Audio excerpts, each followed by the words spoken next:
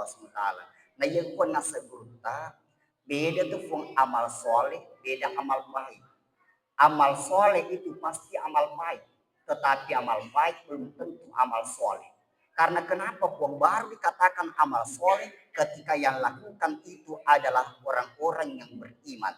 Sedangkan orang yang tidak beriman bukan amal soleh namanya, tetapi cuma perbuatan yang baik. Saya kasih contoh misalnya, ketika terjadi bencana, nggak ada sumbangan tamat, nggak ada bantuan masuk. Ketika yang membantu itu adalah orang-orang yang beriman, maka itulah dikatakan amal soleh. Sedangkan ketika yang membantu itu bukan orang Islam, berarti itu cuma perbuatan yang baik. Makanya Pak dalam rukun Islam itu yang pertama pasti 2 kalimat syahadat. Kenapa 2 kalimat syahadat itu isyarat? Supaya narikuan keras dipigau, narikuan keras dipuada, narikuan keras dipigau, maka bisa terhitung amal soleh. Nah, sidang